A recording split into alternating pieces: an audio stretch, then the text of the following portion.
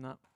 Okay. Well, that's embarrassing. That's very embarrassing. Let's start again. Hey, that was probably the best intro we've done so far by a large margin, and we've just squandered it. That's all right. Let's do it again.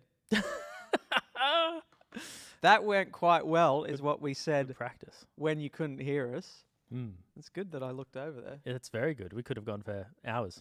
As you can probably tell, we're still figuring this stuff out. Even though I've had 10 years in broadcast, and Simon's been hanging out with us for long enough to know better. You wouldn't know it. No, You wouldn't know it. Welcome again to the Frights stream, the Frights Weekly stream. I'm Josh, and this is Simon. Hello. And this ethereal presence that you can't see is Matt. He won't be talking. He has a microphone, but he won't be talking. Yeah, welcome. So we haven't been here, which is what we were talking about when you couldn't hear us. We weren't here last week for very good reasons, and those reasons were that everything stopped working. Every piece of technology on this side decided to have a little conniption. Yep. And completely give up the ghost. And completely frustrate the shit out of us. Yeah. So after about 3 hours of trying to get things to work, we bravely gave up. Oh no! Like the thing is that after 3 hours we got it working again. Yeah, but we were done. We were done. Yeah, there was nothing left. There was no talking to be had at that point. So just remember to jump and subscribe as we kind of continue along with these streams. There's going to be more music content coming out. And we've also got we've got a big long video that includes Matt, where we've written effectively the first cycle of the new song, a new song for the first cycle of our release schedule that we're anticipating is to have rolling releases.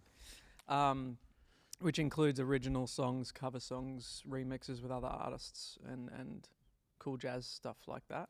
Not jazz, contemporary popular music. Adult contemporary.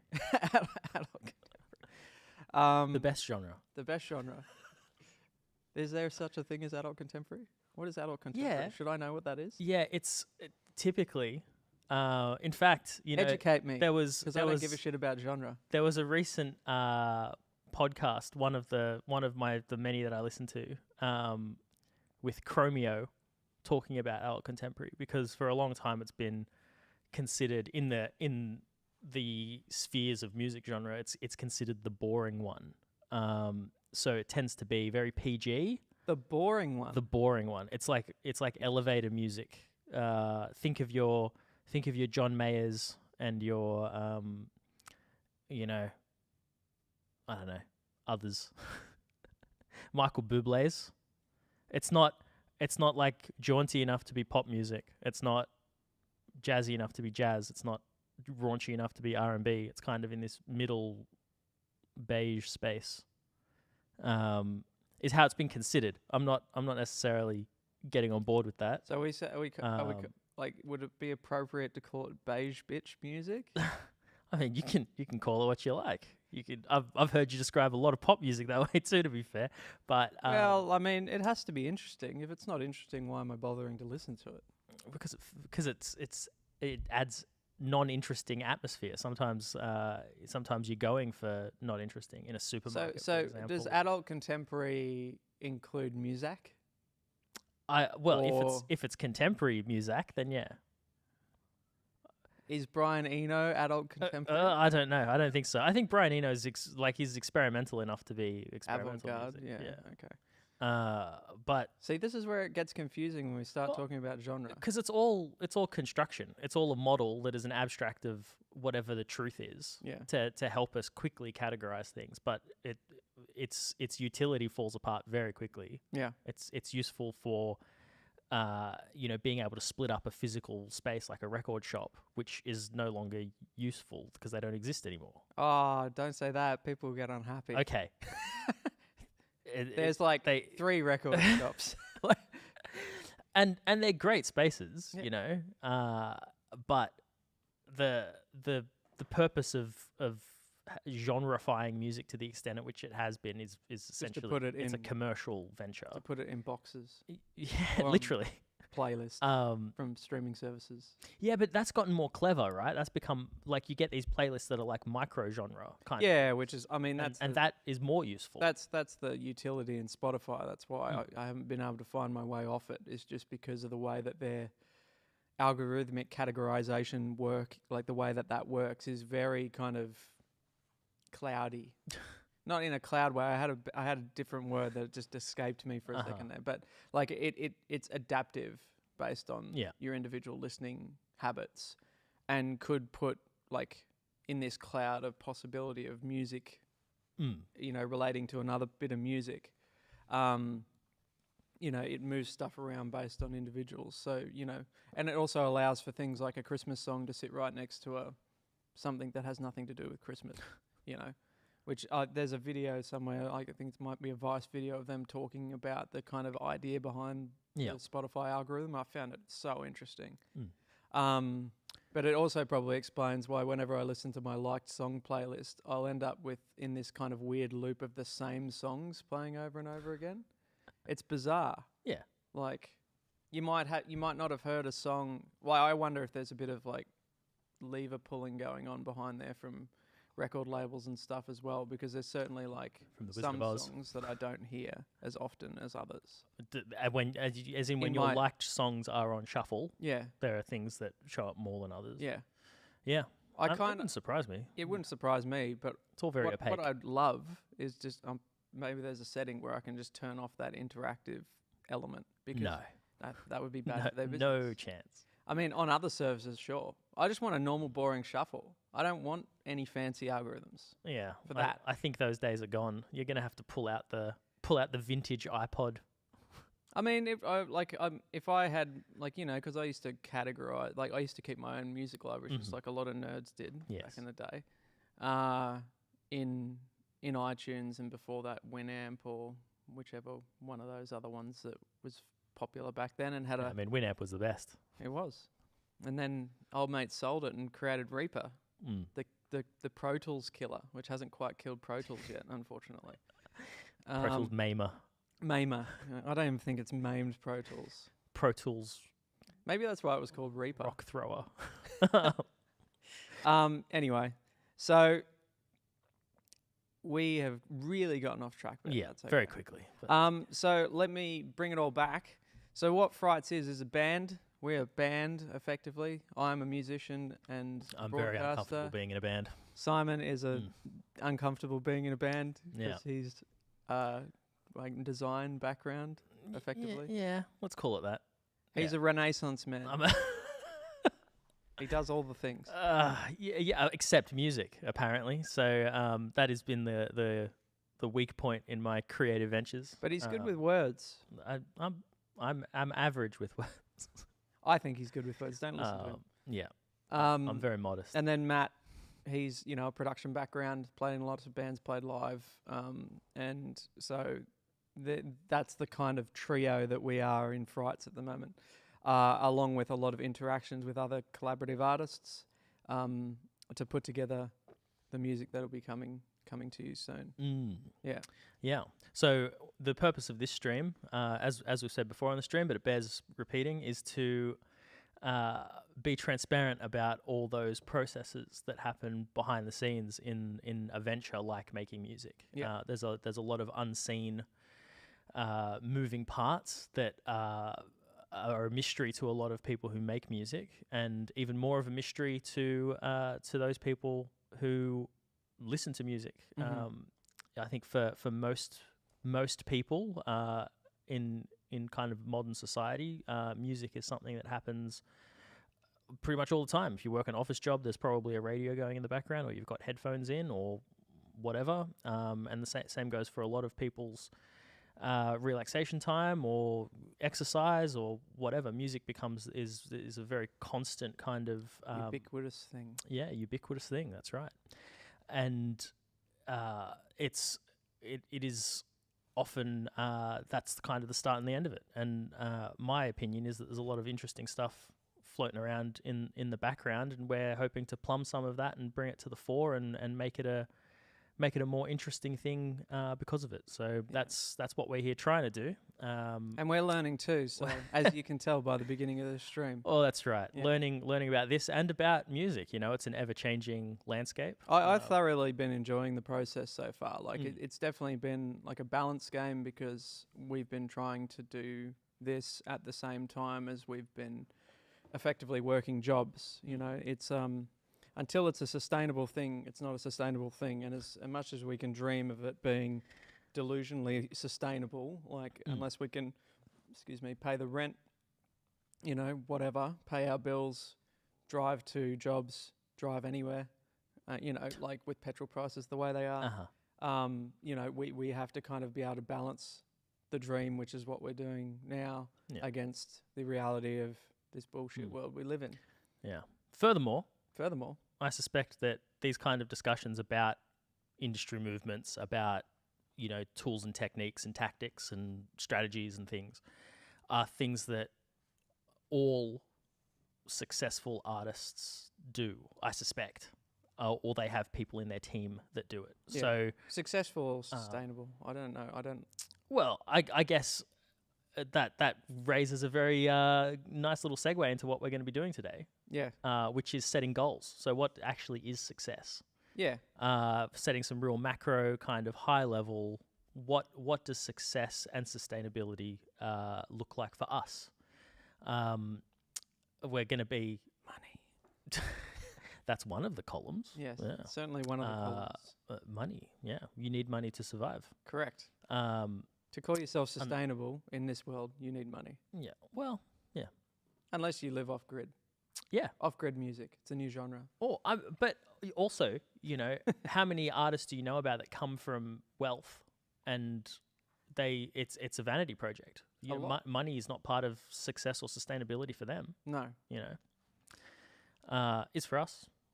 You know? I think it is for a lot of artists, though. A lot of people who dream of being an artist, money is certainly it's a consideration. A consideration, and even the primary driving factor, which I have big problems with, but that's my own personal. Yeah, well, I mean, things like fame as well. You know, it's very, very interesting in the shadow of Steve Albini's death the other week that you know, a lot of the discussion was around these ideas of. A lot of the bands that he was working with were people with zero resources. Mm-hmm. That was part of his philosophy. Yeah, and just part of his process as a producer / well, I guess he didn't like the word producer, engineer. Mm-hmm. Was to work with people who would, you know, scraping together money to be able to pay for the sessions. And it was like with him because that's how he lived his life as well. Like there's stories of him having poker games to keep his studio open. Yeah. So. But a lot of that chat of the types of bands that he was working with, and especially in the 90s, was around this idea of selling out, right? And that to say as a band or a musician, an artist, that you were doing this to be famous, you wanted to be famous, was, you know, would almost be able to kill a career. Mm-hmm. People would see you as a sellout. You're no longer authentic. Yeah. Whereas now that's less the case, right? Like for an artist to say I'm doing social media stuff because I want to be famous, I'm doing this to generate a following, is very normalized. I think it is and it isn't. I think for people as old as me, for instance, like I went through that period of time where being a sellout was very much insult. A thing that people talked about a lot, you know, and you know, I was listening to music when the Backstreet Boys album came out, and you know, the first Backstreet Boys album came out, and things like that, which, you know, and you didn't want it that way. I didn't want it that way. That's not true, because it was like one of the first 3 albums I ever bought. Oh, was it? Was that interesting? Was that Backstreet Boys album along with Aqua? Wow. Yeah, and Silverchair. So which Silverchair album was that? It was like it was like the kind of around 99 2000 when they released like an anthology. So they'd had all the previous, like they had like this was pre Straight Lines but post all their other albums. I don't think they'd brought another album out after that. Right. You know, I briefly had a tutor in uni who had designed the I think the cover and the internal, like the liner notes for Freak Show. What was the first album? I should know these things, but Frog Stomp, I want to say was the first album. I could be wrong. Well, so because of my kind of interaction with the ABC, Australia's national broadcaster, I have had the opportunity to interact with a lot of these engineers, and I'm pretty sure Phil McKellar, who's a former ABC, now retired engineer and producer, was involved in the very first recordings of Silverchair, which is kind of interesting. I mean, he's done a lot of other amazing stuff too, but that's one that people talk about. Yeah, so it's interesting to get those behind the scenes things and hear about albums that never saw the light of day from other people. You know, Silverchair albums in particular that do exist. Yeah, right. Were never put out. You know, there's so many songs just sitting there that they wrote. You know.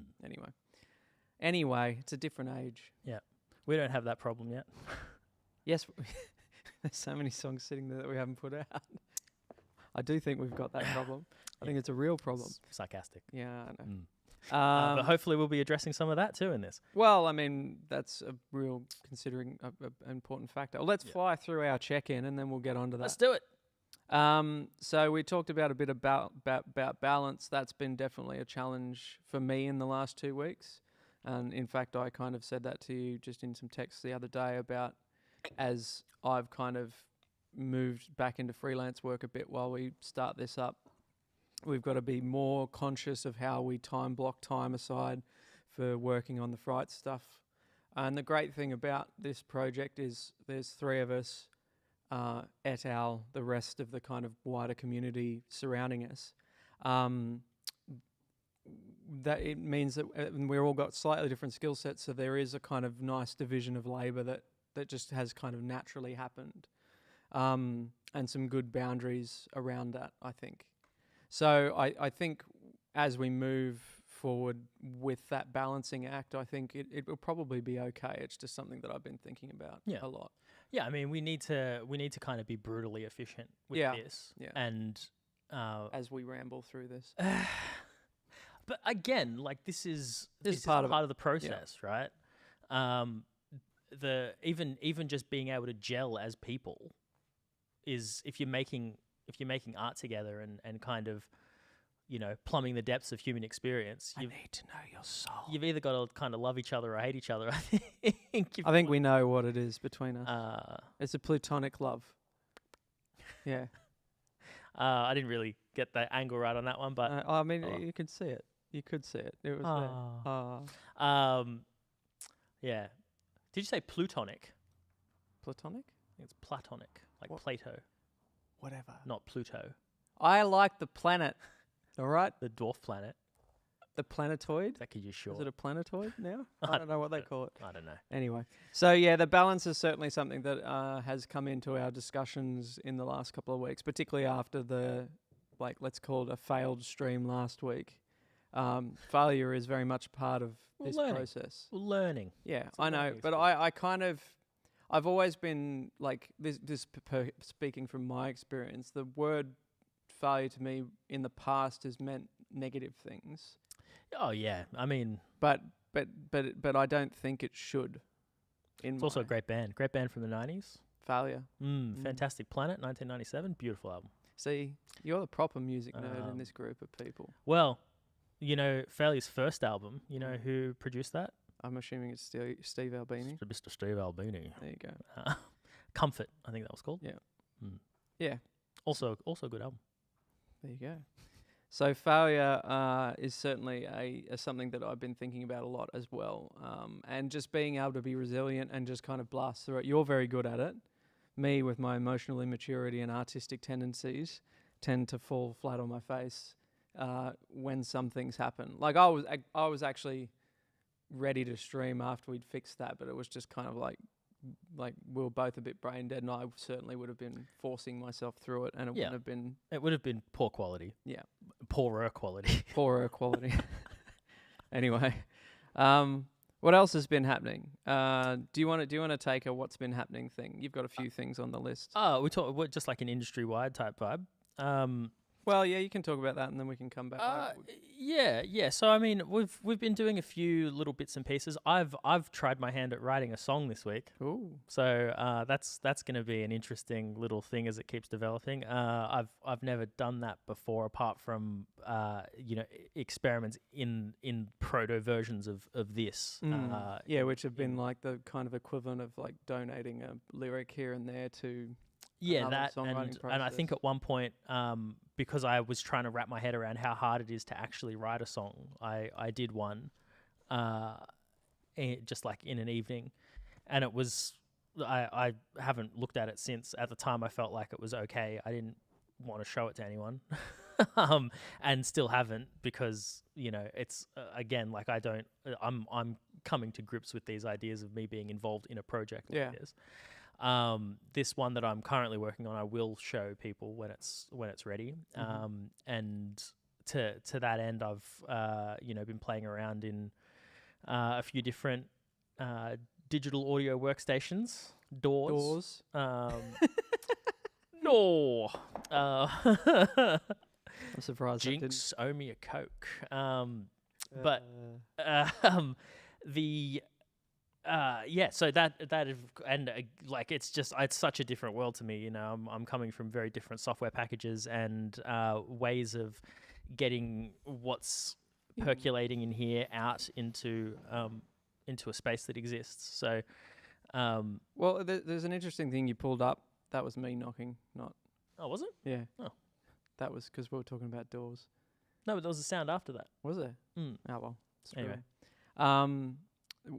There was an interesting thing you brought up there, which is something that I, again, have been thinking of, particularly in the last couple of weeks since we were doing that week of me and you making, effectively trying to figure out a process for doing covers at a reasonable pace. And that is just showing, like, the not so much of the fear, but the kind of reticence to show someone the work that you've just done, particularly creative-wise.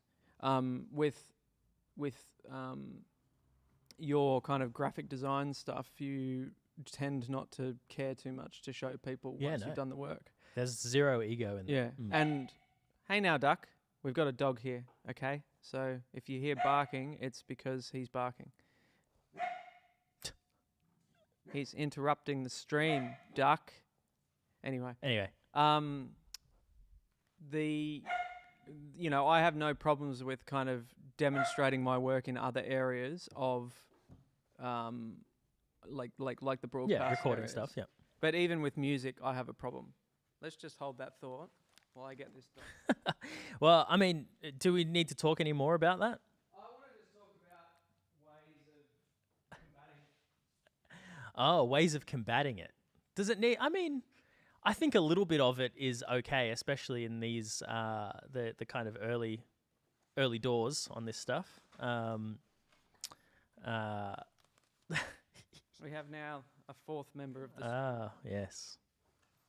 A small snag. A small snossage. A small snossage named Duck. I, like, even with my own work, until very recently, I find it really difficult to show people unless I've worked with someone else with it. So, like, all the stuff that we've done as part of what was formerly known as Friday Night Lights and is now known as to be named. Still to be named. Oh goodness. Like, I have no problem with showing people that kind of stuff. Like I showed one of my friends, Timmy Temple, the track that we did in the last session. Yeah. What did he think? He thought it was great. No. He was like, you did that in 4 hours, and I'm like, yeah. And he's like, the fuck, like there's some of the things that we're doing with speed and with our processes are really kind of, I feel like they're quite interesting to people. Particularly when we're talking about producing effectively finished productions in these writing sessions, rather than going back into the studio for hours and hours and hours, which is a problem that you have in particular, but I also have with music. Well, it's such diminishing returns. Yeah. It's overthinking it. Kenny Beats gets it right. Don't overthink shit. If that's what it is, it's something like that. Isn't it? I think that's exactly what it is. That's what it is. Yeah, I thought it was. Okay. Anyway. Yeah. So anyway, that's been happening in the background. That's a bit of fun, interesting. I've thrown up our website for frights.band if you want to go look. Frights.band, yes. And follow the socials, etc. It's pretty chill at the moment, isn't it? Yeah, there's not a lot there. It's essentially like it looks a lot like a Linktree type thing. Except it's got our silly little ghost icon being a silly little ghost. Oh, doesn't seem to be working for me right now. Oh, well, that's great. That's great news. Love hearing that. Let me try a different one. Not a tab. Let me see if I can. It's working for you. I don't know why it's frights.band. That's what I wrote. Oh, apparently that works for me now. Just ignore me then. It looks like the www version doesn't work. So if you have I need to fix up the weird subdomain routing garbage. Yes. So welcome to the world of weird web design nonsense. I did this last week while we were in the tech flux. Yeah. So I'm going to blame that and not my ongoing ineptitude as a web designer. I'm convinced it was the sun's fault. Yeah. Yeah, it was definitely the sun's fault. Well, it's true. It's active. It's EM shit. We're just getting smashed by solar winds. Yeah, that's the one. You can see the aurora in Sydney at the moment, which is solar crazy. Wind. Yeah. Definitely not our own hot air. So anyway, I digress. Let's. So that's something. I'll fix that up after the stream. There you go. See, we're learning together. There was also, I guess, other just industry stuff. Steve Albini's death that we've kind of talked about. Yeah, very influential human, and definitely someone who has a big legacy and cast a large shadow over music for the past 30 years. Yeah. Very, very kind of interesting human. Maybe ever so slightly problematic, but was kind of apologetic about his indiscretions as a younger person, which is kind of nice to see. He lived what he preached too. I think that was the other thing that was kind of quite admirable about him as he kind of matured as a professional. And he was always there for musicians. He was always there for people who wanted to make this their life. Yeah, as he had. So, definitely a sad departure. Yeah, and probably someone who had more to give too. Surely. And the other thing, did I say Eurovision already? Eurovision is happening. Well, it's happened. It's happened. over now. Yeah, it would have been happening last week had we streamed last week. Yeah, something like that. Yeah. Always an interesting time of year, especially to just get exposure into what other spheres of music look like in cross culturally, but also that kind of embracing of a pretty theatrical take on what it means to be a musician. They always do have very theatrical acts in Eurovision, which I enjoy a lot. Did Australia have an offering this year? They did. Asked sillily. Who was it? Yeah. If I might ask. I can't remember. I'm going to look this up on the internet. That's why we have it. Eurovision. Well, there we go. Yeah, very entertaining. 2024 contenders.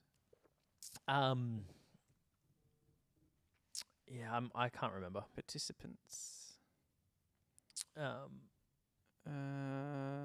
Electric Fields. That's the one. Yeah, that was our offering. That's exactly the one. They're always, for me anyway, because of my music listening habits, it's quite rare that I know anyone in Eurovision. I think that's a very normal experience, even if you're from the host country. That band that had been representing Australia for the last couple of years, Voyager. I'd never heard of them, and I gather that's pretty much the case with a lot of countries' Eurovision entries. Is that because of the style of music? Yes. Yeah, absolutely. For the most part? Is it like that kind of hyper pop kind of thing that... Well, it's not hyper pop, but it's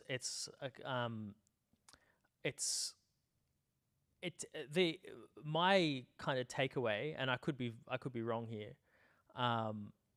but they're often trying to highlight some unique aspect of the nation's culture that they're coming from. And that's why you get a lot of these like Scandi bands that enter Eurovision that are like metal bands, because that's this unique aspect of Scandi music culture.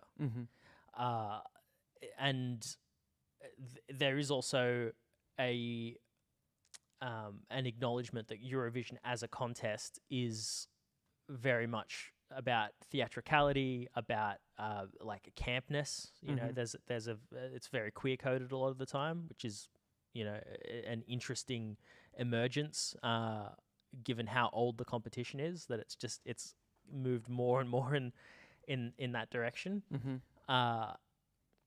And it's also they've got lots of rules around how political you can be.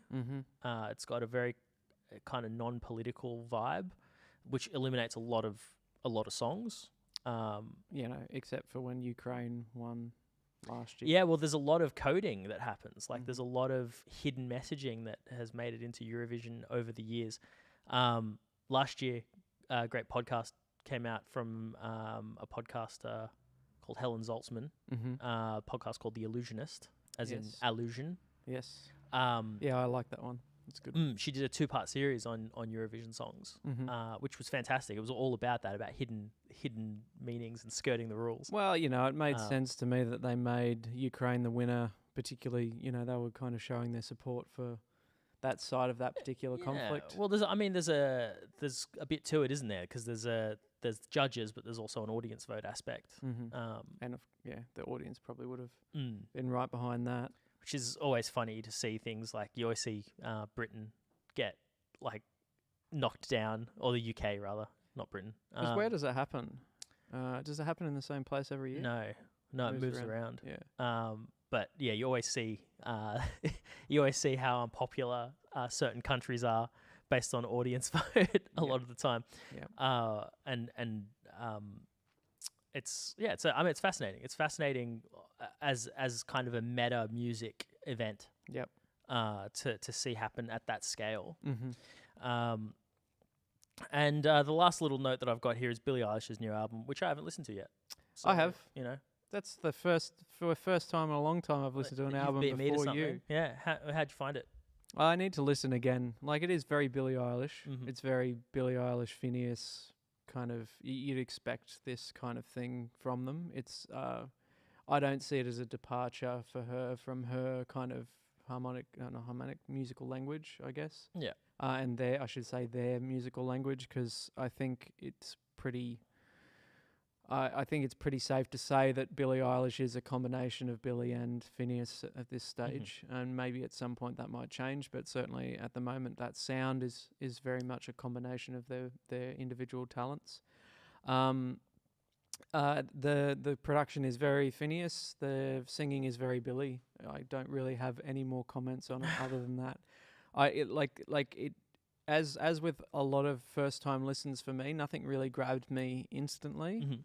It usually kind of gets me on the second one, or if it happens to have a hooky track by the time I've got my head around the musical language of the album. If there's a hooky song towards the end, that's when I'll kind of connect, like with Beyonce and Riverdance, because Riverdance is kind of like the third last track on that album, and it took me that long to kind of get my head around what she was doing with the record. So as I was listening to it, which I think, like for me, that's a hallmark of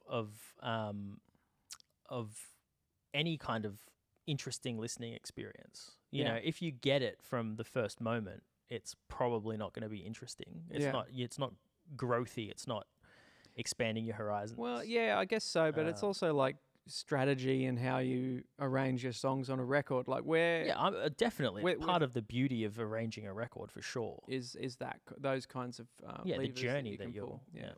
And I think with like it's very differentiated with what we're doing, because we're not even considering the thoughts of releasing big records at this point, because it's kind of silly. There's no point. Well, that amount of time investment is outside of what's possible, actually realistic for what we're doing. even though we have heaps of songs sitting there, finishing those songs is the kind of the slog, you know. Yeah. The stuff that we're trying to make out of necessity is going to have to sit as more or less individual entries. Yeah. Right. Yeah. So and I mean off of the back of that, we did do a writing session since the last stream. Duck, you're not getting any of those. He's trying to get to the food. You can see his little snoot sniffing. You can have one. You're not him. He's not allowed that. This dog named Duck is only allowed to eat duck because of his gastrointestinal issues. Anyway, he's a sad dog. He's okay. Oh, look at him. It leads us to a very lovely point where we did do a writing session since the last time and inadvertently found ourselves falling into this 8-week cycle potentially. Now, I suspect that, like, the result of that session was, I think we found it quite positive, particularly for our emotional kind of states around what we've been doing. Everyone who walked out of that session. So the session was me, you, Matt, Tommy, and Apucho, who are as a duo known as Ghost Coast, and individually known as Apucho and Pistol Black. All of which have got music out except for Ghost Coast. Ghost Coast don't have music out yet, but they will have in a month's time. That's fun. Yeah. So and we kind of spent 4 hours on a Saturday in the studio doing that, and it went from basically the seed of an idea, which was just a drum loop that Matt had been playing around with this excellent plugin, an FM synthesis kind of Euro rack style synth thing that's been digitized and built out something cool from there. And we captured the whole thing, and it'll be one of our little offerings. So it was funny that he'd come in with that loop. Yeah. And then I saw, scrolling through my podcast feed, the latest episode of Hanging Out with Audiophiles was with AM Busy Circuits. Yeah. Oh, that's what it was. Aha! Yeah. I know where he's come at this from. Yeah. He's a lover of that particular podcast, and for good reason. Yep. Yeah. So it was an interesting. It was great. It was great. It was great to get back in and actually start making music as part of this project instead of faffing about around the edges and trying to figure out how to be consistent. You know. Yeah. Did you also listen to the new Childish Gambino this week? Well, it's from what I understand. I've listened to some of it, but it's a re-release. It's not a new record. Okay. So it was out. It was out in 2020. Interesting. I never came across for about 3 weeks. Oh, okay. Or it got streamed. That was it, and then they pulled the release for some reason. Okay. Assuming it had something to do with COVID, but I haven't gone into the details. Yeah. But, right. Left Foot, Right Foot, which is off of, I think it's called is it Alta Vista or something like that? Yeah. Alta Vista, like Ada Vista. Ada Vista, not Alta Vista. That's the old search the web browser. Wow. Yeah, that's a long time. Oh, not the web browser. It was search engine. It was a search engine, like pre-Google search engine. You'd open up Netscape Navigator and go to Alta Vista. Alta Vista, showing our age. That's there. right. And if you couldn't find what you wanted, you could ask Jeeves. You could ask Jeeves. I think it's Left Foot, Right Foot is the tune that I've been really vibing. That was on that record. Yeah. Oh, sorry, Little Foot, Big Foot. Atta Vista is what it's called. Yeah. But it's being kind of framed as a new record, but from my understanding, it was actually finished 4 years ago. Yeah, that's so interesting. I haven't looked into any of the mythology around it, so that's cool. Yeah, so I only briefly looked because I saw it pop up and I was like, full studio album 3/15/20. So 15th of the 3rd, 2020 was when it was originally put out. Yes, so the album was released 5 days after it was removed from the streaming platform. The album maintains. Okay, so there is a bit of mythology around it, so worth reading the Wikipedia article. Yeah, love that. Yeah, so it's nice. It's nice to see some more stuff from Donald and old mate. What's his name? The Ludwig. You know, given that my argument is that Childish Gambino is those two. A little bit of a parallel with old Billy there. Well, I mean, the whole project came out of, what was it, Community? Was it Community that Donald Glover was on as Yeah. an actor? Yeah. Yeah. And Ludwig was doing the music. Mm. Yeah. And so this massive thing. Haven't they done well? They've done well. I mean, he's Both writing of them. all the Disney stuff, and he's who he is. Actor, musician extraordinaire. Orange Orchard farmer. Oh, he's the Orange Orchard farmer. Oh, I guess he does all his interviews in Orange Orchards, so it makes sense. Well, that's his farm. Yeah. In what do you call someone who has an orchard? Is it just a farmer? It's not. Doesn't have a particular word. Orchardist. I don't know. You've got me. You should know that. Orchardographer. You're the guy who knows words. Well, you know. Anyway, so I Some think that kind of nicely brings us to the weekly wrap. I mean, mate, let's do one more thing. We don't have any metrics, obviously. But what about like generally speaking, since we last had a stream, like how are you feeling about the project? How are you feeling about? Yeah, I mean, there was obviously a bit of a dip in my enthusiasm when we were like in the midst of the tech issues. Last week and early this week was fucking shocking to me. So, but I feel like I'm very encouraged by the little session that we did. I'm feeling really kind of engaged and encouraged about my own little dabbles. I can't wait to see what you write. Like, because in my head you're not a musician either. No. But not negatively or anything. It's just that I've never seen you as that. And then suddenly you sit down at the piano when we were stuffing around during the week of covers, and you played something that you just heard. Yeah. And then I said that was cool what you just did, and like that you heard something and then played the melody on a piano. Yeah. And I said to you that's not something that's generally easy to do for most people, and you were like. Yeah, see, I don't know. Maybe there is something there. I'm not sure because I think Sam's right. Sam has said the same thing. Yeah. But for him, I feel like the bar for being impressed was quite low because it was literally I whistled something after he'd played it, and he looked at me. He's and was also a very positive, supportive person. So, but, I mean, anyway, I don't know. I don't think he's wrong though. I think in this case he's probably right. So. Whatever.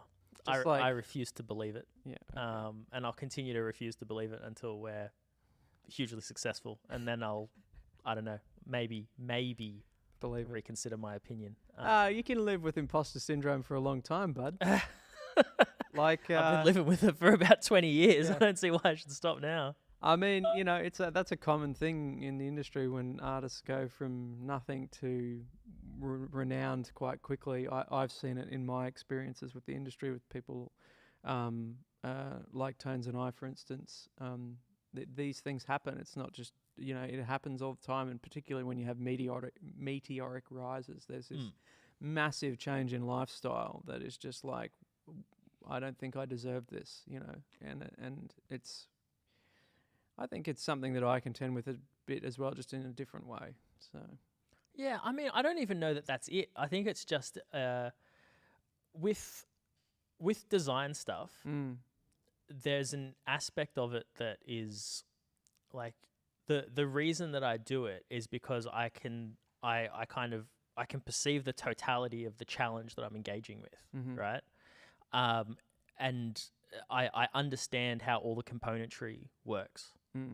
With music, there's it's never been something that has felt fulfilling to me to produce, and so I've never pursued it. And as a result, I don't have that same relationship with the challenge of it.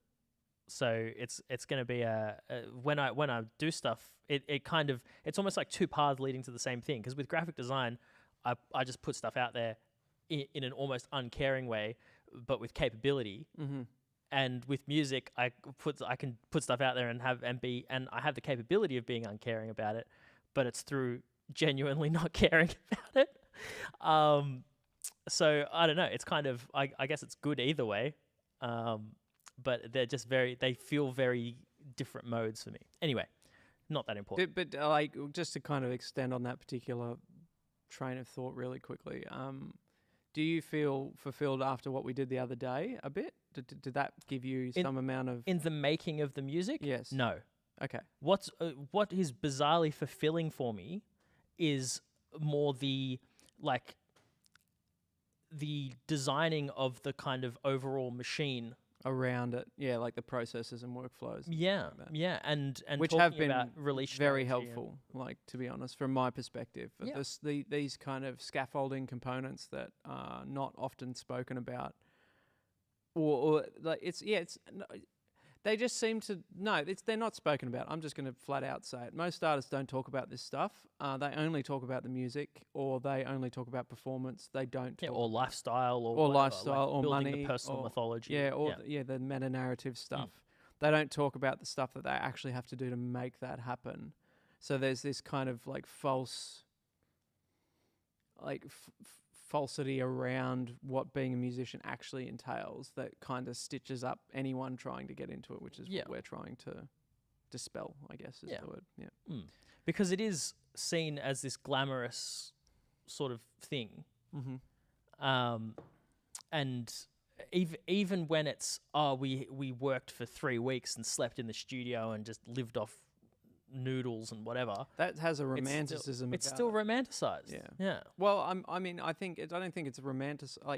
I do think the kind of medium romanticizes stuff like that for sure. But I do think artists do as well. I think a lot of artists, or at least, we were talking about before, like, around kind of like teenage dreams of doing things that other people don't necessarily do without naming specific things. There is this romance in kind of roughing it, or that even musicians who have been through it, like, kind of lift up and kind of celebrate. So anyway, it's part of startup culture too, like tech startups. Yeah, same vibes. $0 incomes for years and years and years. But let's. I think that'll bring us to the end of that. Like, let's move on. We will take a short break, and then we're going to come back and talk about the next thing. So We'll talk about setting some goals. yeah. So you've been watching Frights. Josh, Simon, Matt, who's Hello. not here. Check out the website, frights.band, and all the socials and that. Not with a www. No, not right now, but come back to that. It'll be there. And likes and subscribe and all that. We'll see you in a couple of minutes. Bye.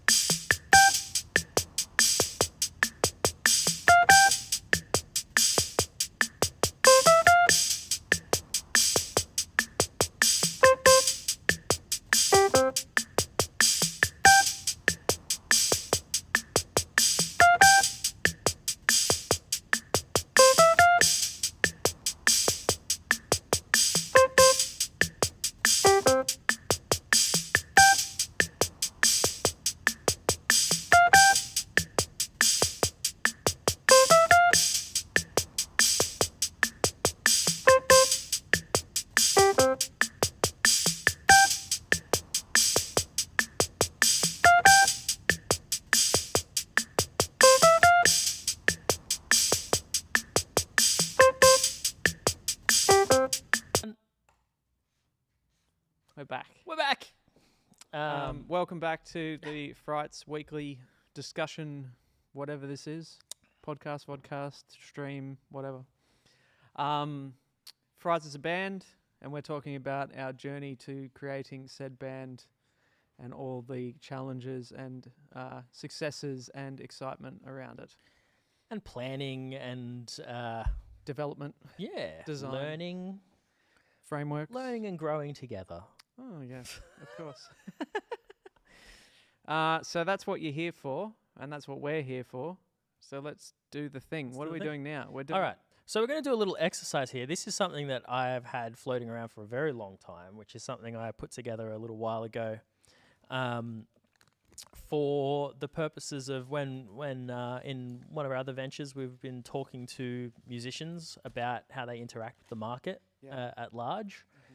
And one of the early exercises we would do with those bands is setting out their goals and challenges to help them be realistic and pragmatic about the choices they make, and making sure they're actually working toward a goal that they're interested in, rather than just doing whatever perfunctory social media or whatever that they just felt like they should be doing because that's how it's done. Half-assing it is what you're trying to say. Well, I don't mean I'm sure it feels like they're putting in the work and whatever. Oh, totally. But it feels like it at the time, but like from personal experience and looking back at things, half-assing it's the word. Everyone's been guilty of it, I think, and Yeah. especially when you're in territory where you don't know what you're doing. Carry on. I'm just getting them out of the bag so that they don't make noise when I pick them up. I need fuel to do this, man. It's sustenance. All right. Well, anyway, so I'm going to pull that up. Yeah. And we I've can. got a piece of paper. I've got and it we on a can- piece of paper. I'm cool. I'm old. It's got an old man version over there. So let's.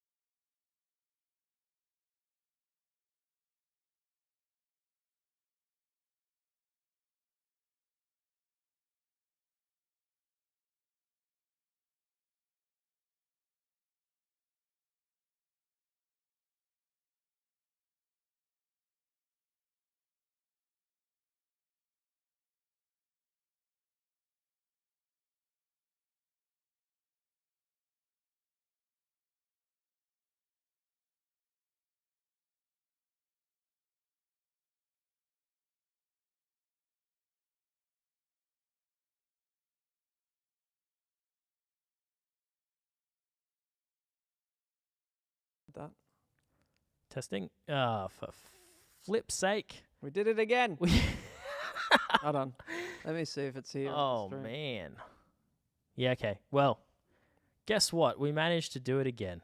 I think we're just going to continue on, and we'll replace the audio. And comedy of re-upload errors. the Anyway, that's fine. You know, It's definitely not there. Wow. Silly us again. Fuck, that's embarrassing. We've got it. It's here. External recorder. We'll put it up later. Fun. What's really funny is that we said the words out loud when we came back from the intermission. Well, it was there coming back from the intermission. It's just not on this frame. So when we went to the iPad. Oh, right. Yes, I see. I see what's happened. Yeah. So. Oh, goodness. Silly. Oh, well, you know. Life. We're learning. We're learning together. Yeah. Well, look, we'll replace this and re-upload the video, so it's fine. It just won't be on the stream. That's fine. That's fine. So if you this thing's going to happen. If you get to the audio where the audio is missing, just nip over to the other video. We'll make sure it's very clear. Anyway, comedy of errors. Okay, so anyway, fulfilling. We want it to be a fulfilling venture, which means that collaboration and doing interesting things is going to be part of the mix. Very, very much so. Be seen as an expert. How important is it to be seen? I mean, I like it when people go, man, you're really good at what you do. But it's not something that really well, I guess that kind of adoration is certainly a driving factor for me personally. But it's not something, like, I don't care to be known as the best mix engineer in the world or anything like that. I kind of feel like it's still pretty high because of the meta stuff that we're talking about. This idea of we want it to be seen as, like, what we're doing is this kind of understandable, I wouldn't go so far as to say reproducible, but deliberate venture into an industry that is notoriously murky, opaque, like hard to understand, hard to see the shape of. I kind of feel like that's what we're trying to on the macro scale. That's what we're building proficiency in. Yep. And being seen as experts in that is relatively important. So it's a pretty specific aspect of what we're doing, but still, I think being seen as an expert is kind of critical as a subset of the doing interesting things. Yeah, right? Like it's probably higher than that. Then it's probably one more bar. Yeah, it's probably up there. Yeah, I'd say so. Particularly from that front, like whenever being seen as the best guitarist, the best producer. Yeah, we don't care about that. Less important. But for what we're talking about, being seen as experts in being able to create sustainable music careers, that feels right to me, in the context, in the framework of what we are speaking about. While you write that, I'm going to go to the next one. Get famous. It kind of ties into what we're talking about there with the being an expert on things. But for me, fame is quite hollow. It can be quite hollow or shallow. But maybe not. The people that I personally glorify, I guess is a good word, because glorification and fame tend to go hand in hand. The people that I kind of hold up as icons tend to have expertise out the wazoo anyway. So, I mean, we've talked about them like Childish Gambino and Ludwig Göransson for musicians, but like, Billie Eilish and Phineas, we've talked about them, but like other people like actors, let's talk about more general fame, like actors like Ryan Gosling or what's her name in Poor Things? Emma Stone. Emma Stone. I had E in my head, but I had Emily, but that's her actual name, so maybe I should have just said that. Well, there you go. Trivia Wednesdays. Trivia Wednesdays. It is Trivia Wednesday, yes. So I think maybe gone are the days, well, that's not true. Maybe not gone are the days, but certainly there's a lot less fame without without good reason for it nowadays than I think in the past. Yeah, I don't know. I think that's probably an arguable point. Oh, it's definitely arguable. That's why I kind of like flipped around a little bit there. 'Cause I Yeah, was there's thinking, still plenty of like socialite vibes floating around in I the guess world. you could argue Um, some of these, some like say professional influencers, for instance. Is there an expertise there? Well, Maybe. I don't know. I think the cynic in me wants to believe that there is an art to maintaining and growing followings, and to an extent, that's kind of what we're We talking. are talking about that, and people have done it. Like Casey Neistat has definitely been Yeah. kind of a perfect example of someone who's demonstrated expertise as an influencer, Yeah. even though I'm sure he hates that term significantly. Well, yeah. I mean, I wonder to what extent things like sexism and racism play into these ideas, like internalized sexism and racism.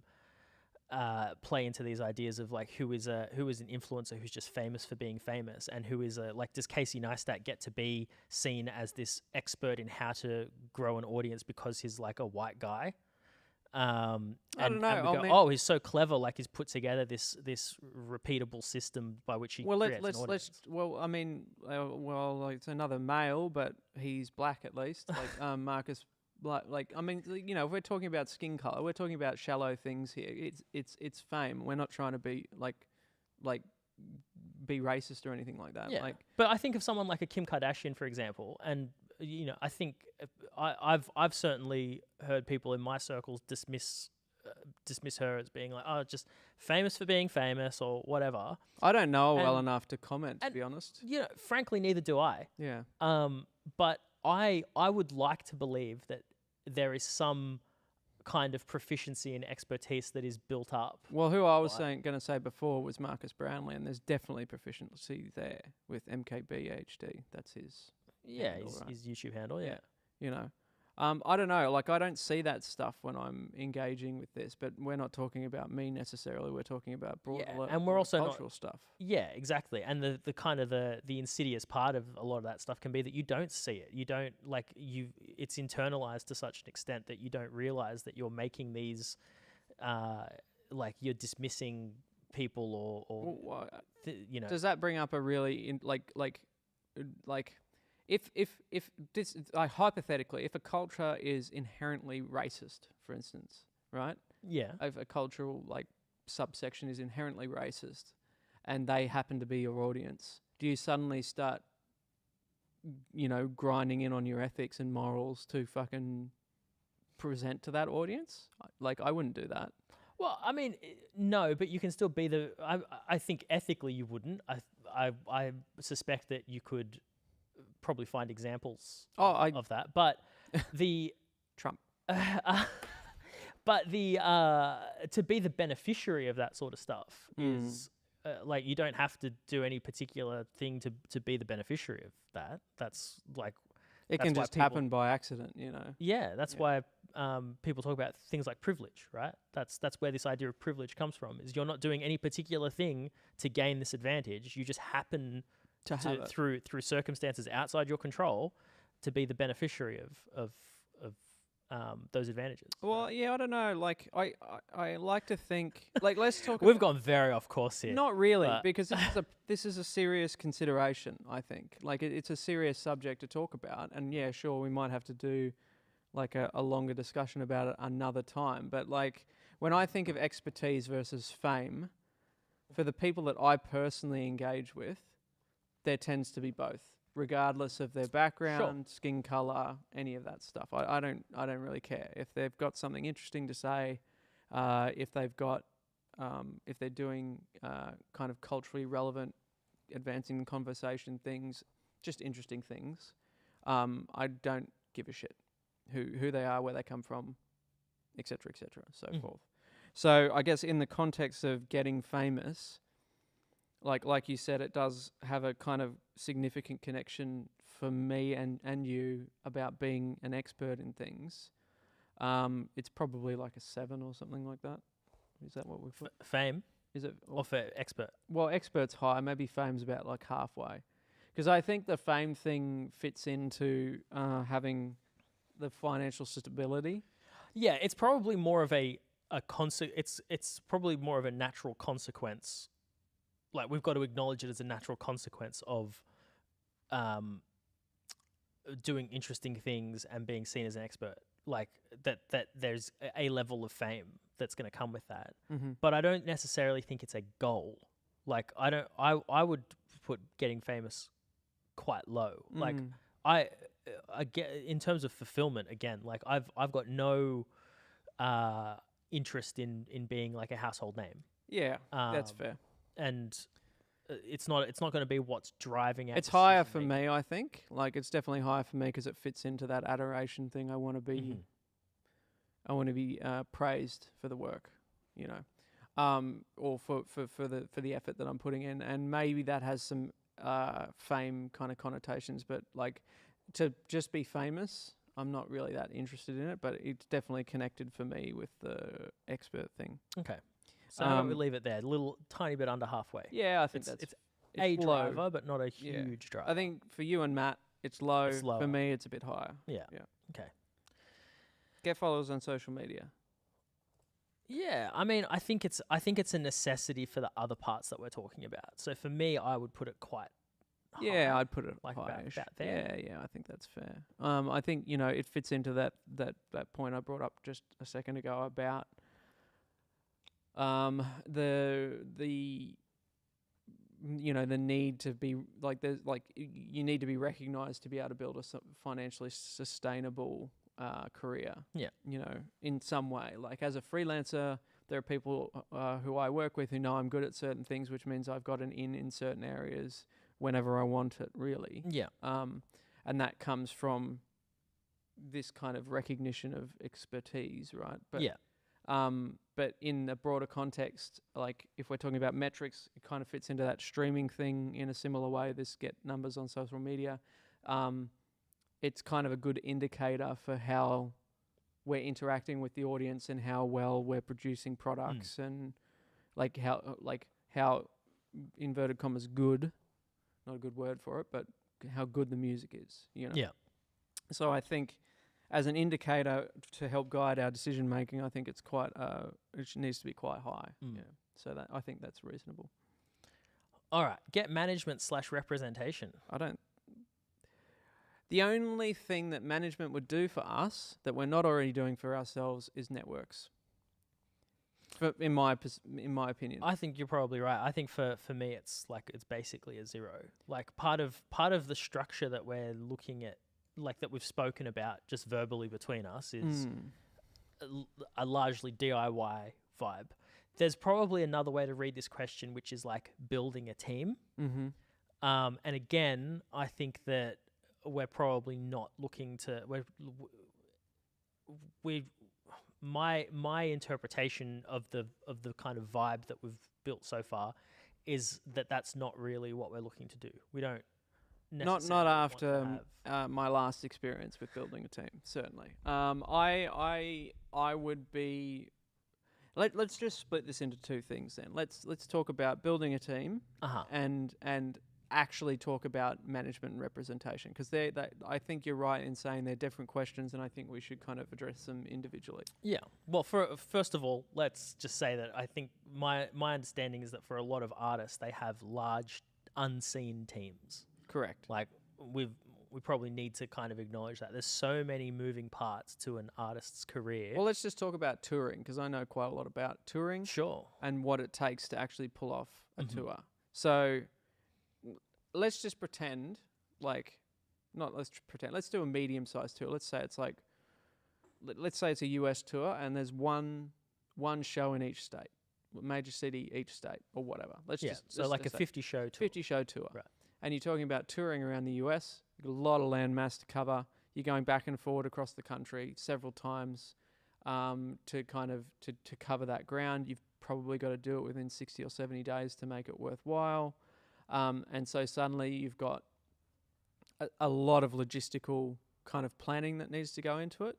You've got transport, you have the venues, you've got the equipment that you're going to need if you're going to take it with you or you're going to hire it locally. You've got how you're getting around, tour bus routes and all that kind of stuff. You've got special events, like are some of your tour dates festivals that you have to be in certain places at certain times, which means you might have to cross the country for one show and then go back to where you were.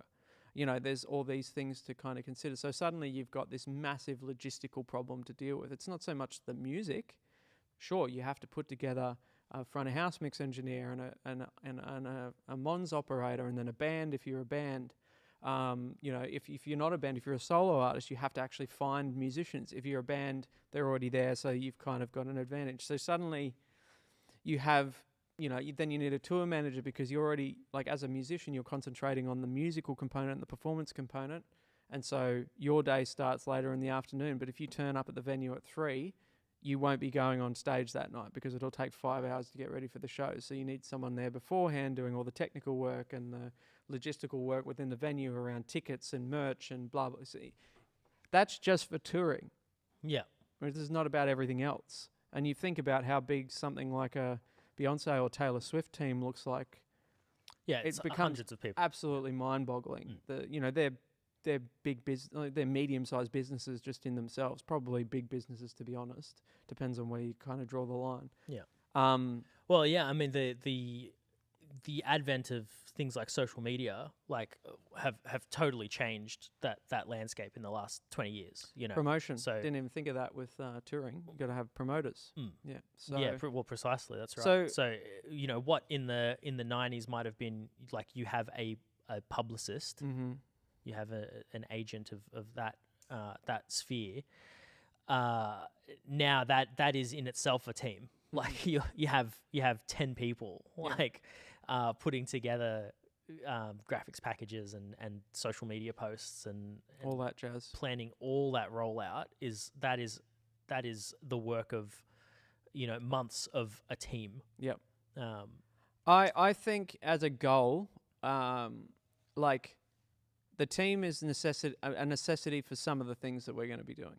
So I think it's a kind of a necessity, but not a goal. So we're not looking for an alternative path, because that's kind of where my head was at. Was where we're looking for like part of the interest for me was not so much in building a team to do all those things. It was more about finding an alternative to doing those things and finding charting a path that is a bit different. That is.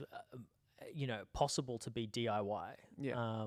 I mean, like from a personal perspective, based on the last project that we did, like I still think that to get to the level of artistry that I want to get to personally, not so much in this project, but just personally, there will need to be a significant group of people around me. Do you see that as being something that happens like in the next 6 months? No.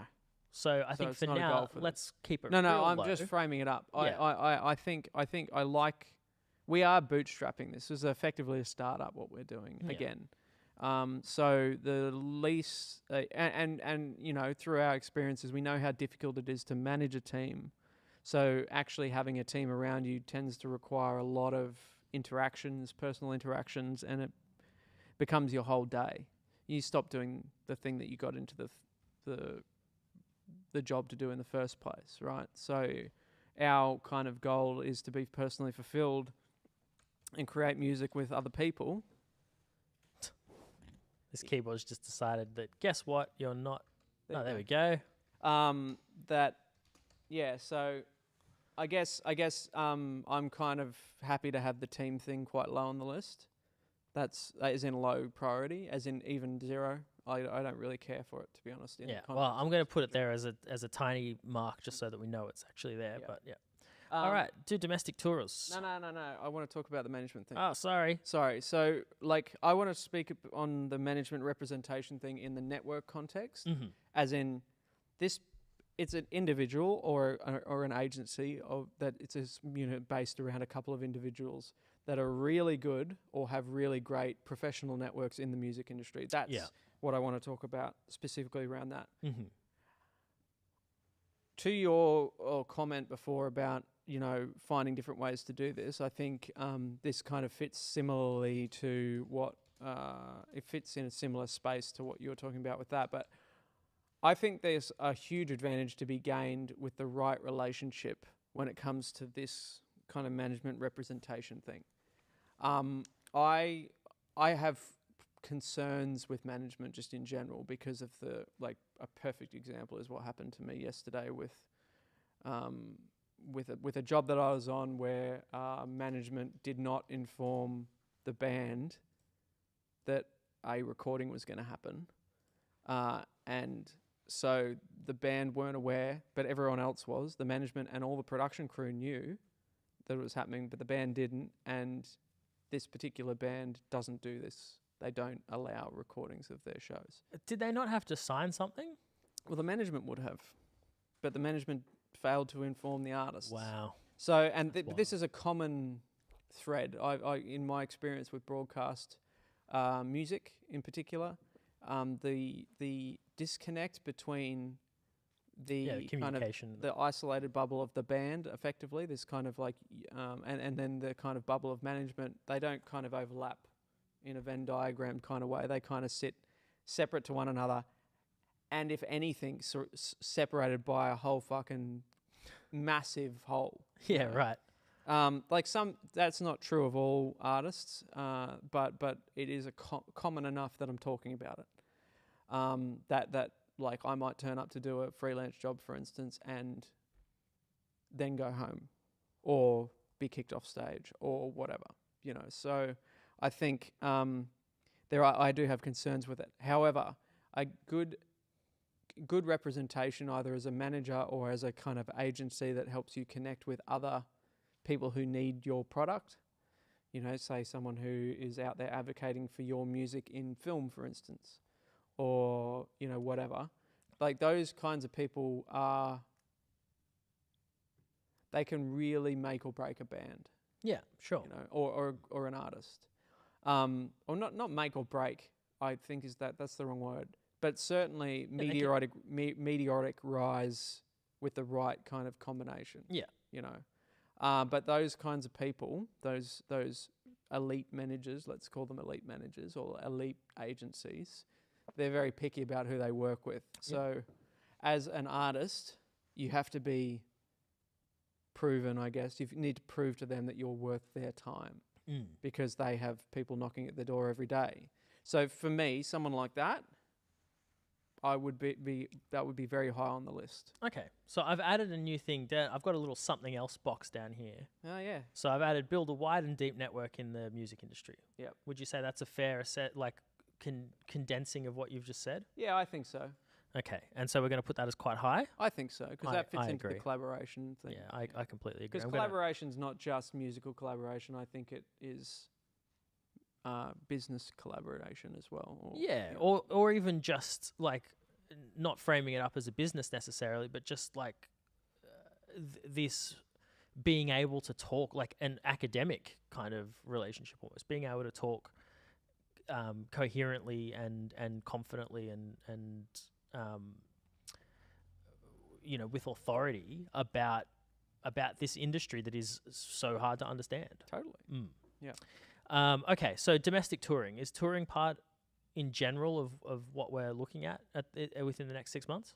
No, and I think it's the same for the next one, which is international touring. I think the idea of doing shows is intriguing to me in particular.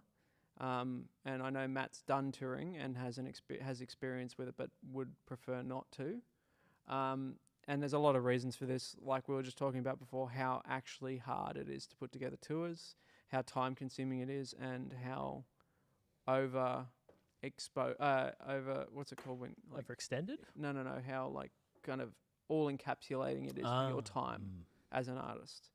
I have this theory about why first records and second records are really good, and then records beyond that are garbage. I think a lot of people would tell you that a lot of second albums are also garbage. Well, I'd agree with you. But just I think it's because of the touring that sure that does that, because you're so burnt out. Like I remember a number of years ago, I recorded Arctic Monkeys when they came out to Australia, and I think at that point that was the AM tour, so big tour.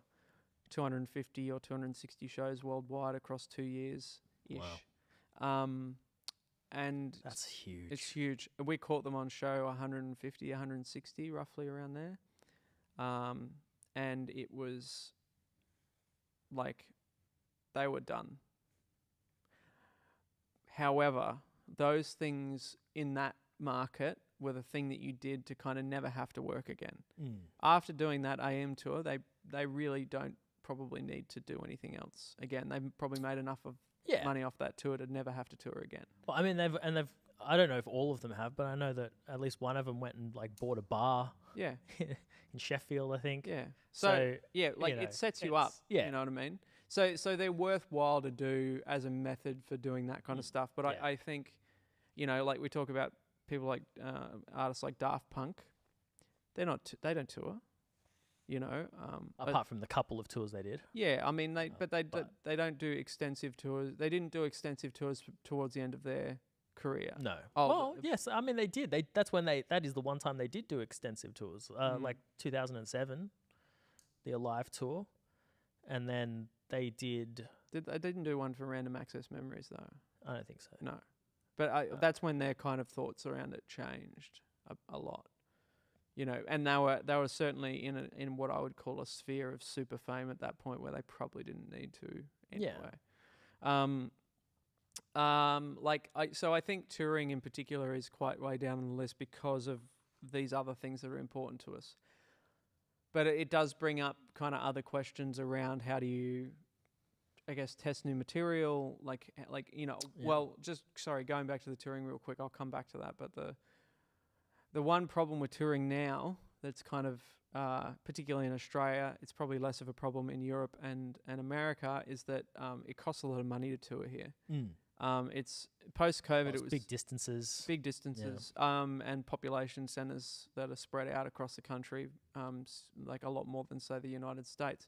Like you can drive an hour or two in the US and kind of get to different 100,000 plus metropolitan centres. In Australia, kind of the greater Sydney area and the greater Melbourne area are 10 hours away from one another. Yeah. And if you count Canberra, which is halfway in between, effectively, or kind of halfway in between, has a very different live music scene. Yeah, very different live music scene, and not a place that is on people's touring radar for the most part, except for small to medium tier local Australian acts. Suddenly you've got, fuck all population to deal with, and everything costs a lot more. Post-COVID, touring in Australia went up 30%. That's why big acts don't come to Australia, because putting their touring shows on here. As in the cost of touring went up 30%. Yeah. Like the cost to hire equipment in the country to get it around, it just went up. Yeah. Labour went up. We've gone through a bit of, inflation here, so labour costs more, even though the labour force doesn't get paid more. Suddenly it costs more. But anyway, what I'm getting at is touring in our local kind of region is not important to us for that reason as well, because it is ridiculously expensive and doesn't really do what we need it to do for us. Yeah. However, a kind of a touring scenario around something similar to what we were talking about with like Arctic Monkeys and AM or something like that, where it's actually going to set us up for future, I would consider something like that. But it's so low down the list in the short term, it's not worth mentioning. Yeah, I think there's a lot more machinery that we need to put in place in terms of audience building and just output. Yeah. And the financial, sustainability part. Like those in the next 6 months are already ambitious goals, just even thinking about having some kind of sign of life on those fronts. Something like touring, I think that really there's no place for it in our particular setup currently. But that does also obviously raise the challenges of how do we do things like test material, which traditionally in a traditional band setup you would do on tour. Yeah. You'd throw in a few or just in a show or whatever. Yeah. Sure. Yeah. So I think both those touring kind of questions are quite low down. I don't think they're outside of the realm of possibility. But if we were talking about the next 6 months for this particular test, it'd be 0. Yeah. Well, this gives us like a little overview that I think is going to be helpful. Oh, there's 3 Turing questions. Yeah, so I've just put them all There's as 0. basically nothing. So, this gives us a little direction to when we're talking about putting in effort against something. Mm-hmm. It gives us a place to point it and go, well, which of these goals is it helping? Mm-hmm. Is spending an hour, 2 hours, 5 hours doing this thing going to advance any of these things? Yep. So it gives us a way to be objective or Mm-hmm. more objective Yep. in giving us like a senses test of or an idiot check, as they call it in some industries, as to whether you're spending your time doing something that just feels good to do or something that is actually advancing the project. Yep. So then let's move on to the challenges, and we'll try to blast through this. So how much time do you have available per week for marketing? I think for us, we're pretty much at that limit of, like, we have this basically like 3-hour block. Yeah. What we're doing here. And how we integrate the other work that we're doing with the capture of other things, Yeah. which kind of is a 2 birds, 1 stone. Well, that's the goal, and that's part of what we were talking about this like DIY thing of not needing other team members. I'd personally like to have it. Personally, would like, well, I'd like to have at least a day of time, like a work day of time, to work on marketing. Just for stuff. marketing stuff. Yeah, I particularly. think we could make it happen realistically. Yeah, look, I think like we're talking about low numbers now, but I have a interesting ability to be able to roll little interactions to this kind of stuff into my other work. So, so there is crossover. Once we have I think it's less about time for me and more about workflow, is what I'm getting at. Or process. So the reason why this particular product that we're producing here is is happened so many times is because we've come up with a method for doing it where... As in, you're talking about streaming, while we've shown up for the stream. Yeah, while we've been able to do it as many times as we have so far, and how we're going to be able to continue doing it. We have a format, we have a formula that we've developed, a workflow that is pretty low touch, I would say. Yeah.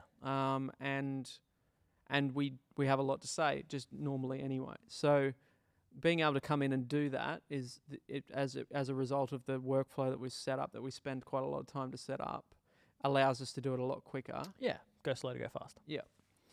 So I think if we're saying hours, like if I just say it's a day for me at the most right now, maybe 2. But one day. No, I think that's... It's not going to be 2. Not going to be 2. Yeah, because the other day would be on music. Yep. Yes. So I think right now, let's just say it's 8 to 12 hours a week for me. Yeah, I'm going to say 7 hours. Yeah. Because I think we need to be... Pragmatic. We need to be very pragmatic, and we need to acknowledge that any time spent on marketing is time taken away from stuff that is not marketing. Now, as you said, we've got this very integrated approach. We're going to be doing things like recording, rehearsals, creation stuff as part of marketing. Yeah, which is, great, very integrated way to do it. But it's still time that you're not able to do other stuff in your life. So there needs to be an acknowledgement. Like if you're doing a 7-hour week as your standard and you have to stretch and do a 12-hour week once in a while, that's very different to I'm doing a 12-hour week every week and crunch time's on, I need to do like a 30-hour week. So for one of those things to double is very different from the other one having to double during a crunch. So with the acknowledgement of that, I really want to keep that number. I want to be ambitious about keeping it as low as possible so that we plan around that. And then if it goes a bit pear-shaped, it's not catastrophic. Yeah. So we're going to be having a goal of a 7-hour per week. Sounds good. Marketing time spend. How much money do we have to throw toward marketing? Nothing. I'm happy to call it 0. Yeah. I'd rather not spend money. I don't want to be running ads. I don't want to be doing that sort of stuff. I don't. I'd like to do an exploration of that at some point, though.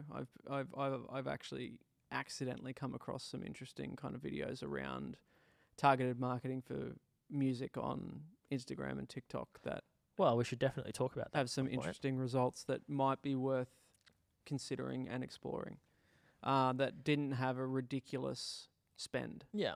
Like we're talking about $500 in a month on Sure. targeted ads for music products. And I've certainly personally seen some interesting things. So personally, I'd prefer to spend no money. But if growing social media following is something we're serious about, there is a kind of shortcut, I think, based on what I've been researching recently around targeted ads for music. Mm-hmm. I would rather, like the pathway that as it exists in my head is we make an interesting thing. Mm-hmm. We show that thing directly to people. Yep. They are excited about it and are champions of that thing, and they talk about it on social media. Organic. Well, yeah, not to put too fine a point on it, but yeah. Yeah. So building that organic reach by doing these interesting things in the goals thing, right? Like the interesting collaborations, interesting pieces of music that make people think or laugh or cry, and use that as a means to build that organic reach. Yep. Because the people who are involved in it are excited about it because it's different and weird and fun. My view is like, yeah, you can reach 1 million people by spending money on it, Mm-hmm. or you can reach 1 million people by collaborating with 100 people that each have 10,000 followers, and have them be super excited about it. Yeah, and we've been talking about that in some of these ancillary products we want to make around the originals that we're producing. So Yeah. trading, we can trade. We can trade. Yeah. We can barter. Yes. All right. Cool. How willing are you to collaborate and or share credit for projects? I think that can be all the way to the top. I'm I love sharing credit. like if I work with someone and they've contributed significantly to a project, I'm very happy with sharing particularly writing credits. Mm-hmm. Publishing is a different story because effectively we end up doing a lot of the work with the publishing, so it's a different thing. rights conversation. Yeah, it's a different rights conversation. But for the writing component, if we're collaborating with other artists, it's even Stevens as far as I'm concerned. It'll be broken down, I think, as we move further in. It's a conversation that we could probably have on the stream in future about how we do royalty breakdowns, because it's still something we're trying to understand, because the music industry, when it comes to royalties, is ridiculously complicated. Okay. But I think, yes, very high.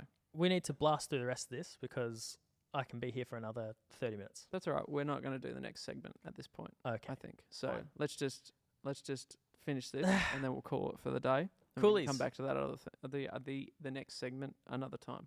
Yes, which in is the next stream. very important. Because I think this is quite important too. This is helping me understand and prioritize in my personally in my head. Yeah, great. Because I think it's important that we actually kind of apply this to our 8-week kind of cycle as best we can. Sure. All right. How willing are you to be annoying, selfish, pushy? Pretty willing. Pretty willing? Yeah, It's a default setting for you. Oh, look, I think Tell me when. It's probably I have room for some people. They're about there. That's fine. Like about 80%. The reason I say that is because there are people who are worthy of my time and people who aren't. What does that have to do with being annoying? You said selfish. Mm.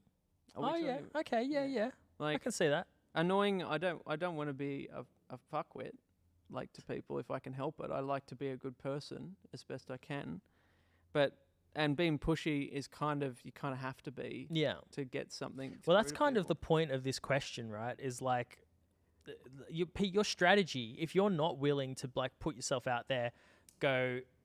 Well, I mean, This look is at the this. me show. Yeah. It's the me. Well, we've been talking Then- about this. Then it's your strategy has to be quite different. It's not impossible. It's Me, not me is I'm all about the me.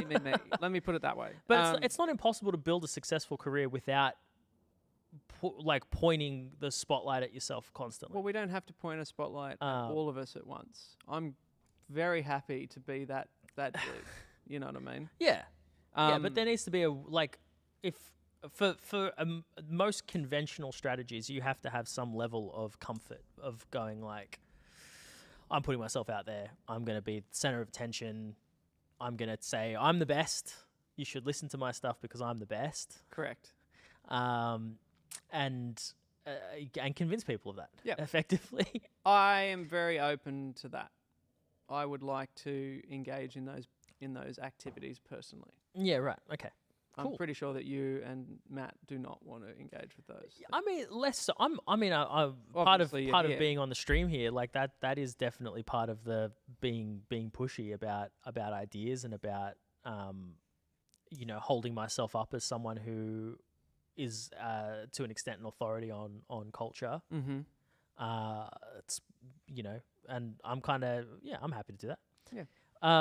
Anyway. I think it's quite high, and I think we have to be pushy. We have to be a bit selfish, because as per our experiences in the past, you can completely self-sacrifice if you give everything away. I'm happy to give a little bit to some people, but they need to demonstrate to me that they're worthy of that time, because I'm very much of the belief that not of the belief, it's fact.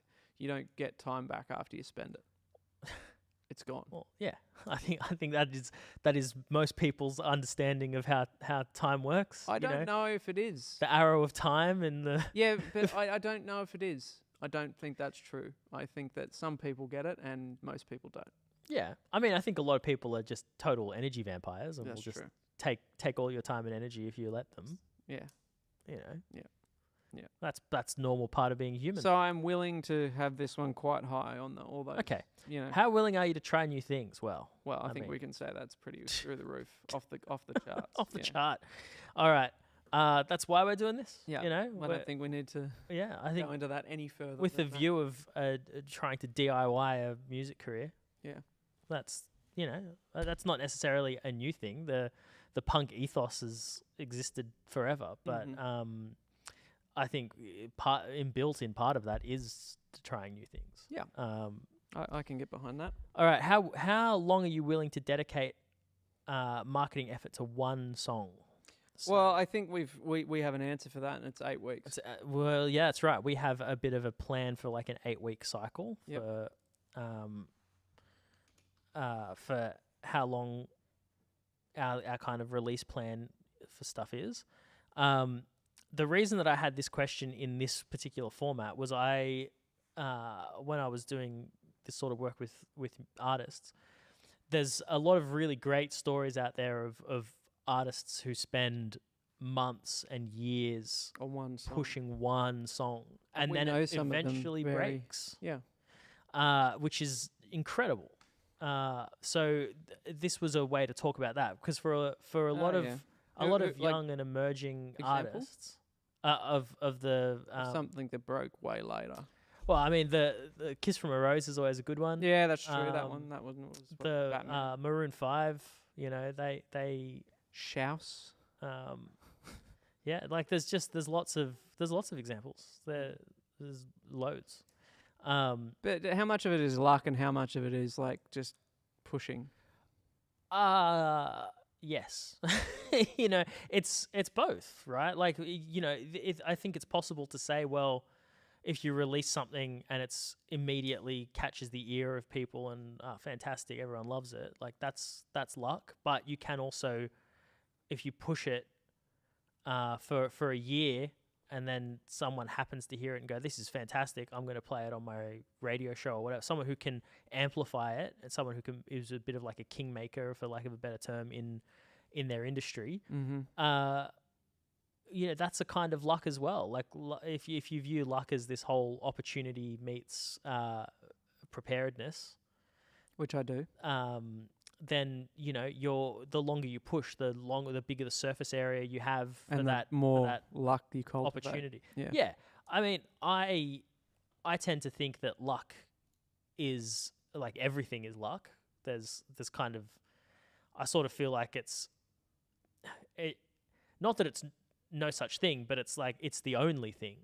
How far back do you go? Do you say, well, it's lucky I was born speaking the same language as this person who can amplify my stuff, or that I was born speaking the language of the media that was around that influenced me, that made me a success. The ability to push a song for a year, like not everyone has that fortitude for whatever reason. No. For any of the myriad reasons that could stop you pushing a song for a year. So is this kind of like into this next question that we're talking about? Like we've talked about how long we're willing to dedicate to a marketing effort of one song. I think ongoing, if we're talking about it in the framework of what you're talking about, effectively what we are talking about is that every song gets the length of time that we're active for marketing, in that because we're releasing new songs every 8 weeks, with all these other kind of ancillary music products that happen throughout, like remixes, covers, and like sampled like hip hop or something like that, or sampled dance stuff that he's using. Well, I guess that's what a remix is, but you know, like a hip hop style thing. You know, suddenly every time you release a song, that compounds the work that you've done. That's the idea on the previous release cycle. And I think that's you know, how long are we willing to dedicate to the marketing process, just in general, I think is while we're active. Every kind of like everything we put out is contributing to that. Yeah, that's the goal for sure. Yeah. So I would say ongoing. 8 weeks for individual songs, ongoing for individual songs into the future, in that we're kind of we've designed our process in such a way that it feeds all the previous work that we've done in a way. That's what we're shooting for. Yeah. We are actively designing that process. Yeah. So like you release one song, 1,000 people listen to it. You release another song, maybe 2,000 people listen to that song, but then they go back and listen to the previous song, and then creating pathways for that to happen is very important. Is very important. Yeah, that's right. So it's and there's so much stuff in the playbook of other marketplaces outside of music as to how you achieve that. So things like, you know, the SEO world in web design and stuff and e-commerce is huge about this stuff. How do you? It's always about upsell, cross sell, whatever. And in music, that's not even necessarily thought about very much. Like apart from like, while we package it all together as an album, with the hopes that people will listen to it as an album, which is in vain. Yeah, I mean, like, I think particularly in this day and age, I find, as someone who's a bit older, who came from the age of longer form content. Yeah, I mean, I love albums. They're how I still find albums quite difficult to engage with, on a personal level. Yeah, right. You know, it's particularly new albums. Old albums, like Thundercat, particularly Thundercat records. For me, I will listen to a whole Thundercat record from start to finish multiple times in a day, if I was so inclined, with no problems whatsoever, and be totally engaged with that. But new albums, like, this is where this meta-narrative thing comes into play. There's also some like kind of personality things that come into play as well. Like, I have personally a real affinity for what Thundercat does, the stupidity and jokes and kind of flippancy of his music. Yeah. You know, so for me that's very appealing. And so I can happily and also he's a jazz motherfucker and he's amazing.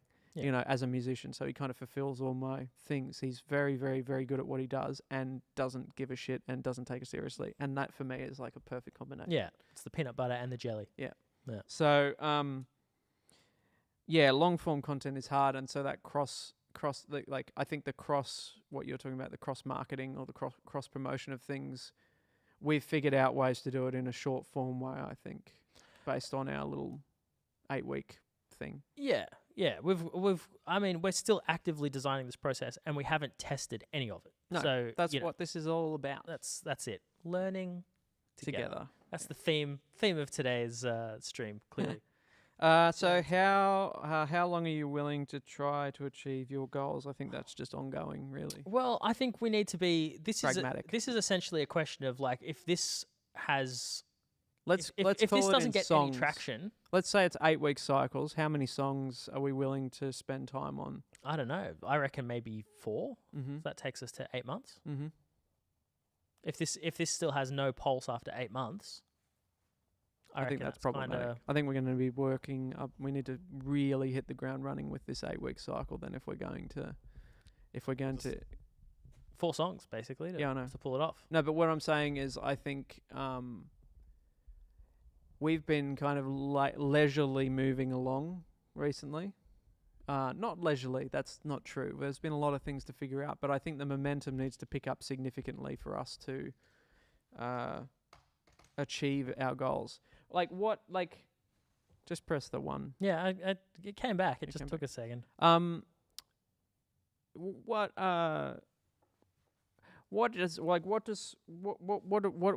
goals? What are our goals? What are these goals that you speak of that we want to achieve in this exactly what we've period? exactly what we've put on the left here, right? I think that within 8 months this needs to be. Can we give them some numbers, particularly the streams and maybe the social media following in particular, some hard numbers on those? Yeah, I guess we could absolutely do that. Yeah. We're going to do that now. We're going to do that next week. I think maybe we should either revisit that off stream or pick it up next week. Yeah, I think this might be a 2-parter because there's still a lot of stuff. Well, it kind of fits into the conversation that we're going to have, that we were going to include in this around distribution services. Yeah. Anyway, so I think that'll be that for this stream, and then we'll pick it up next time. Yeah. Putting some hard numbers about this. Can we talk about the last 2 questions? We'll go for 5 more minutes. Oh, sure. Okay. Is that all right? Yeah. Sorry, I missed those last 2. I put the boxes in preemptively. So I think we said about 8 months to achieve our goals. We need to set those goals based on this framework that we've just done. Yeah. How confident are you in your art? Depends on the day for me. Some days I'm very confident, and some days I am trash. Yeah, I'm not so much confident in where we are currently.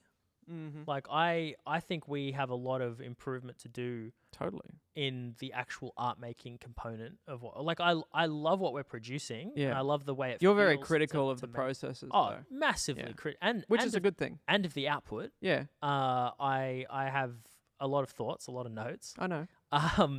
But what I'm confident in is the ability to reshape it and get it from where it is to where it needs to be. Mm-hmm. So it's a little bit of a murky answer to the question. I think what we're producing is good, and I think it's good enough. Which is important. As in that word, good enough is important. Yeah, because nothing's ever perfect, no. And so saying, I think the stuff we put out is amazing and the best it could possibly be and things, that's unrealistic. Mm-hmm. It is the thing that it is. Yeah. And the challenge is to have it also be the thing that is going to light fires under people to care about it. Yeah. That's what makes it good or not good. Yeah. I don't think the sonic parts of it actually matter that much. Some of the most meaningful songs to me that I love were recorded in squash courts or I think 4-track tape I think we've demonstrated that now a couple of times with these unnamed writing sessions, where we have been able to produce something that we are personally fulfilled with that is objectively good. That has been done rather quickly. Yeah. And like you said, the little weird things that happen in a session are kind of quite compelling in that respect. Yeah. So not squashing them is half the challenge. Yeah. And I think we're getting better at that, particularly in the way that we've been running the more recent ones. Yeah. Yeah. So I'm pretty confident in. I'm confident that we're heading in the right direction. Yeah. We need to keep going. Keep going. Which I think we are. I think we've got the grit, the resilience to do that for the most part.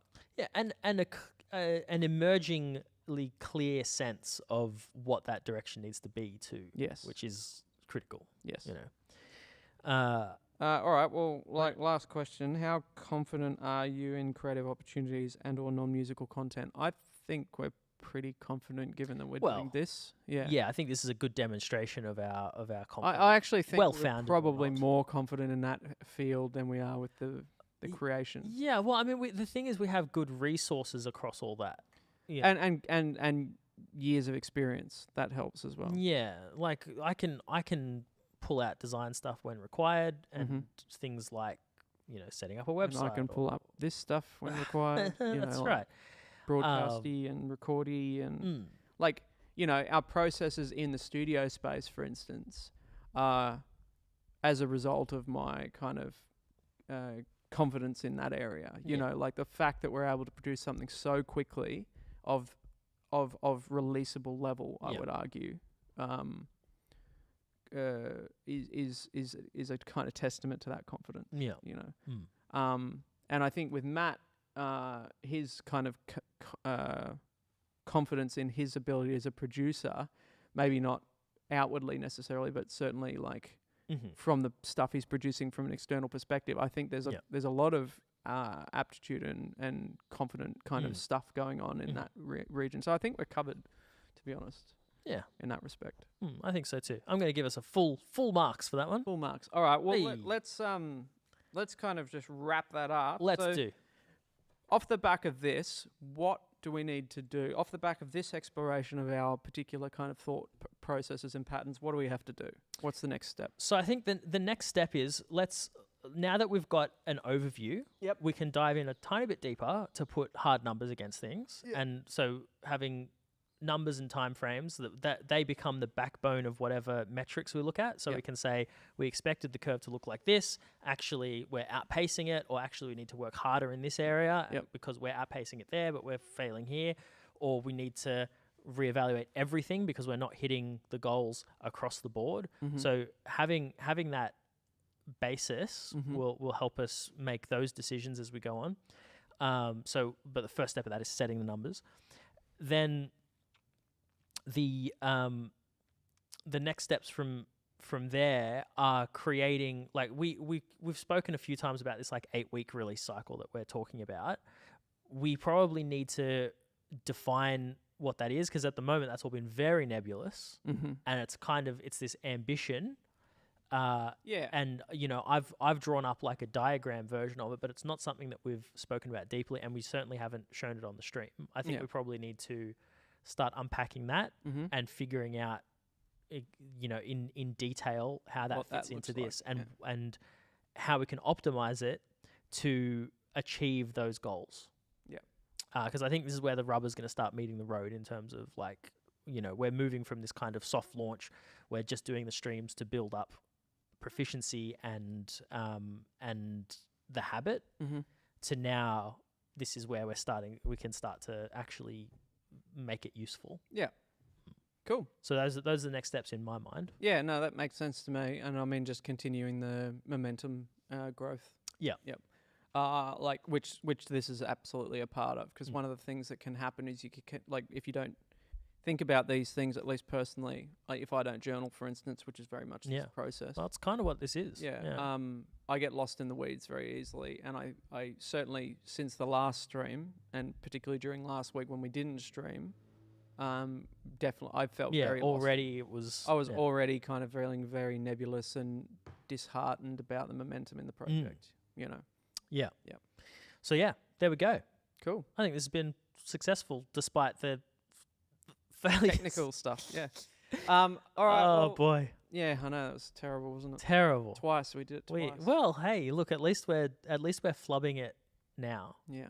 Yeah, look, it'll flub later, and we just need to be okay with that. It's fair. Yeah. But anyway, I think, do you want to just go back to the wide shot there? Oh yeah. Yeah, let's go back to the wide shot. Too many. There we go. Hey. Thanks for joining us for the weekly Fright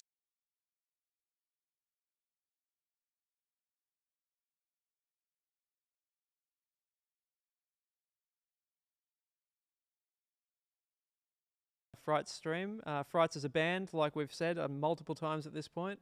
That's me, Josh, Simon, and Matt. The ethereal presence. We might just have to draw them on the blackboard. Yeah, we just with the speech. We can have one speech bubble per episode. Change to the intermission. And we're bringing you into the process of effectively taking a band from initial conception and music through to sustainable career. Yeah, DIYing the whole thing. DIYing the whole thing, although, there'll be arguments about that, I'm sure, along the way. So make sure you kind of follow, subscribe, like, and come back and join us. We're going to get better at kind of telling people when we're going to do these live streams, but when they're not live, we leave the videos up so you can play catch up if you really want to. Watch us be terrible and slowly become not terrible. True. Wow. So we are on all the platforms. Frights _ or is it dot? Yeah, look, it's Frights_music everywhere except Instagram, where it's frights.music. There you go. So, but if you're confused, just point your web browser to frights.band. Yep. And all the links are there. Yep. And that's it. So thanks for joining us. I'm Josh. This is Simon. That's Matt. And we'll talk to you